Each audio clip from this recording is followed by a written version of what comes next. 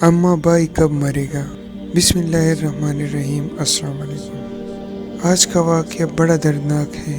ایک گھرانہ میاں بیوی اور 3 بچوں پر مشتمل تھا جو جیسے تیسے زندگی گھسیٹ رہا تھا۔ گھر کا سربراہ بہت عرصے سے بیمار تھا۔ جو جمع پونجی تھی وہ گھر کے سربراہ کے علاج معالجے پر لگ چکی تھی، مگر وہ اب بھی چارپائی سے لگا ہوا تھا۔ آخر اسی حالت میں ایک دن بچوں کو یتیم کر گیا۔ رواج کے مطابق 3 دن تک پڑوس سے کھانا آتا رہا۔ چوتھے روز بھی وہ مصیبت کا مارا گھرانہ کھانے کا منتظر رہا، مگر لوگ اپنے اپنے کام دھندوں میں لگ چکے تھے۔ ماں تو پھر ماں ہوتی ہے، اس نے گھر سے کچھ روٹی کے سوکھے ٹکڑے ڈھونڈے اور ان ٹکڑوں سے بچوں کو بہلا پسلا کر سلا دیا۔ اگلے روز پھر بھی بھوک سامنے کڑی تھی۔ گھر میں تھا ہی کیا جسے بیچا جاتا؟ پھر بھی کافی دیر کی تلاش کے بعد 2-4 چیزیں نکل آئی جنہیں کباڑی کو فروخت کر کے 2-4 وقت کا کھانا نصیب ہوا۔ جب یہ پیسے بھی ختم ہو گئے تو پھر جان کے لالے پڑ گئے۔ بھوک سے نڈال بچوں کا چہرہ ماں سے دیکھا نہ گیا۔ 7ویں روز بیوہ ماں خود کو بڑی سی چادر میں لپیٹ کر محلے کی پرچون کی دکان پر جا کھڑی ہوئی۔ دکاندار دوسرے گاہکوں سے فارغ ہو کر اس کی طرف متوجہ ہوا۔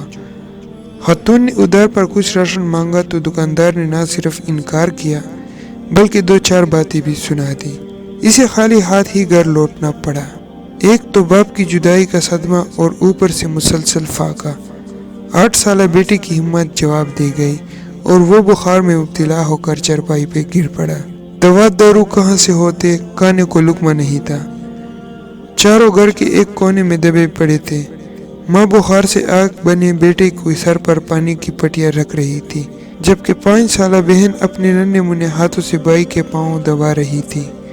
اچانک وہ اٹھی، ماں کے پاس آئی اور کان سے منہ لگا کر بولی، اماں بائی کب مرے گا؟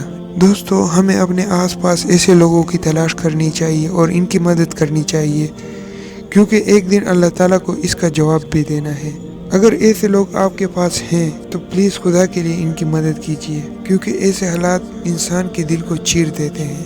اور اپنے معاشرے میں ایسے لوگوں کو تلاش کریں جو کسی سے مانگتے نہیں ہیں۔ اس طرح کی مزید ویڈیوز کے لیے ہمارے چینل کو سبسکرائب کریں اور بیل کے آئیکن کو پریس کریں تاکہ نئے آنے والی ویڈیو کی نوٹیفیکیشن آپ تک بر وقت پہنچتی رہے۔ ملتے ہیں نئے واقعے کے ساتھ، تب تک اجازت دیجیے۔ اللہ حافظ۔ خوش رہیں، آباد رہیں اور ہمیں اپنی دعاؤں میں یاد رکھیں۔